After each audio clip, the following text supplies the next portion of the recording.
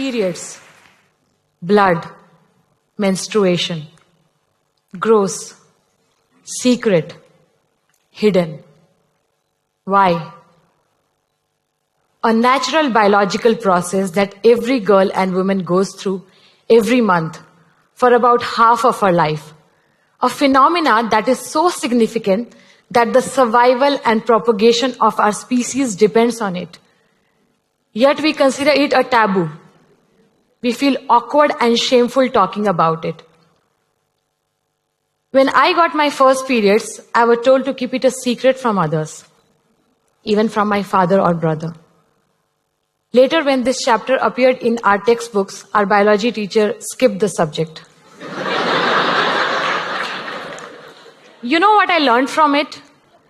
I learned that it is really shameful to talk about it. I learned to be ashamed of my body. I learned to stay unaware about periods in order to stay decent.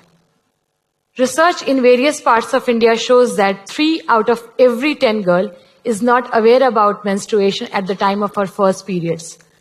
And in some parts of Rajasthan, this number is as high as 9 out of 10 girls being unaware about it. You'd be surprised to know that most of the girls that I have spoken to who did not know about periods at the time of their first menstruation thought that they have got blood cancer and they are going to die soon.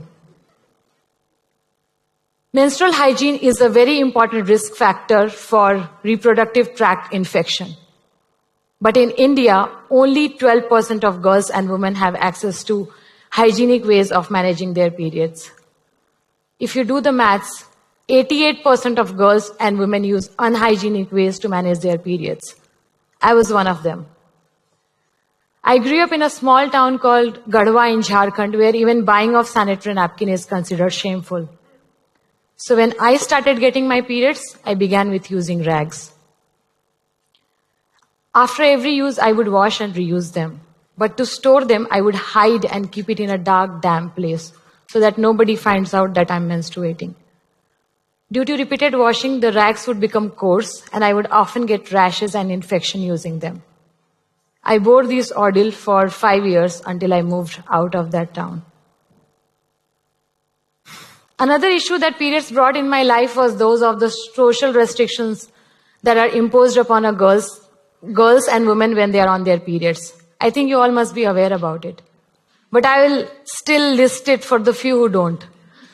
I was not allowed to touch or eat pickle. I was not allowed to sit on the sofa or some other family member's bed. I had to wash my bedsheet after every period, even if it was not stained. I was considered impure and forbidden from worshipping or touching any object of religious importance. You will find signboards outside temple denying the entry of menstruating girls and women. Ironically, most of the time, it is the older women who impose such restrictions on younger girls in a family. After all, they have grown up accepting such restriction as norms. And in the absence of any intervention, it is the myth and misconception that propagate from generation to generation. During my years of work in this field, I have even come across stories where girls have to eat and wash their dishes separately. They are not allowed to take bath during periods, and in some households, they are even secluded from other family members. About 85% of girls and women in India would follow one or more restrictive customs on their periods every month. Can you imagine what this does to the self-esteem and self-confidence of a young girl? The psychological trauma that this inflicts, affecting her personality, her academic performance, and every single aspect of growing up during her early formative years. I religiously followed all these restrictive customs for 13 years until a discussion with my partner, Tuhin, changed my perception about menstruation forever. In 2009, Tuhin and I were pursuing our post-graduation in design. We fell in love with each other, and I was at ease discussing periods with him. Tuhin knew little about periods.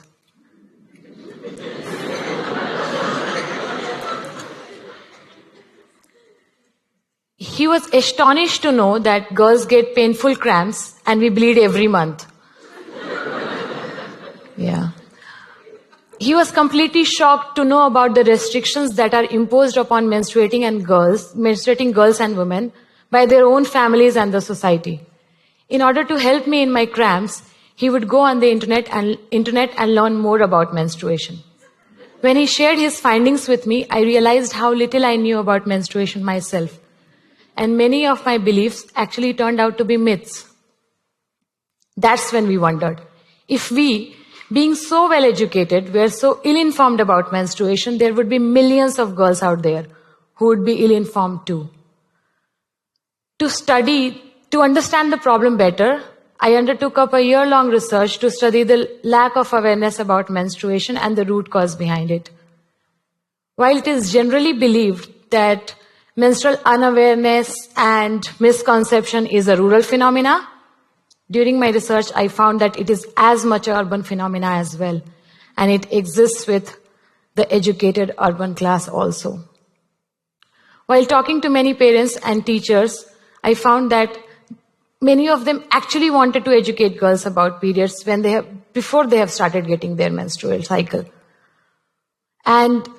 But they lack the proper means themselves. And since it is a taboo, they feel inhibition and shameful in talking about it. Girls nowadays get their periods in class 6 and 7, but our educational curriculum teaches girls about periods only in standard 8 and 9. And since it is a taboo, teachers still skip the subject altogether. So, school does not teach girls about periods. Parents don't talk about it. Where do the girls go? 2 decades ago and now, nothing has changed. I shared these findings with Tuhin and we wondered, what if we could create something that would help girls understand about menstruation on their own? Something that would help parents and teachers talk about periods comfortably to young girls.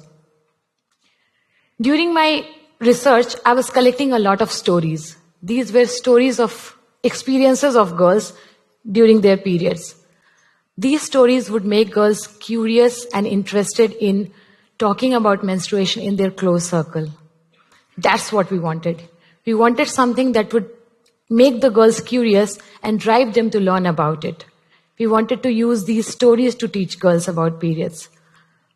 So we decided to create a comic book where the cartoon characters would enact these stories and educate girls about menstruation in a fun and engaging way. To represent girls in their different phases of puberty, we have 3 characters. Pinky, who has not got her periods yet. Jia, who gets her periods during the narrative of the book. And Meera, who has already been getting her periods. There is a 4th character, Priya Didi. Through her, girls come to know about the various aspects of growing up and menstrual hygiene management. While making the book, we took great care that none of the illustrations are objectionable in any ways, and that it is culturally sensitive. During our prototype testing, we found that the girls loved the book. They were keen in reading it and knowing more and more about periods on their own. Parents and teachers were comfortable in talking about periods to young girl using the book, and sometimes even boys were interested in reading it.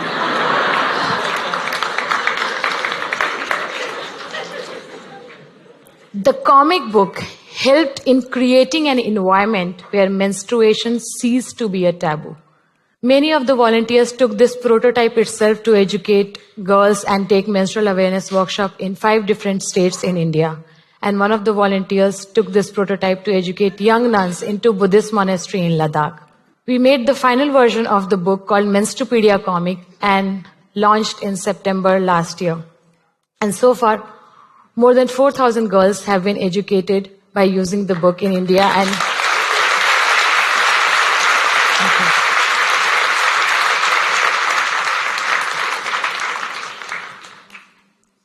10 different countries. We are constantly translating the book into different languages and collaborating with local organizations to make this book available in different countries. 15 schools in different parts of India have made this book as a part of their school curriculum to teach girls about menstruation.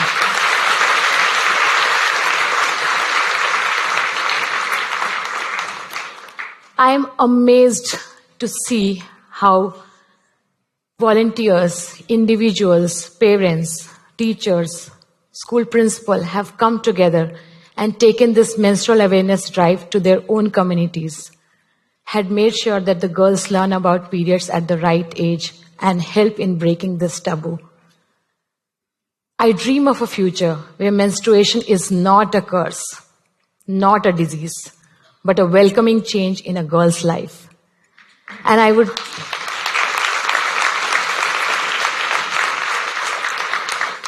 like to end this with a small request to all the parents here. Dear parents, if you would be ashamed of periods, your daughters would be too. So please be period positive. Thank you.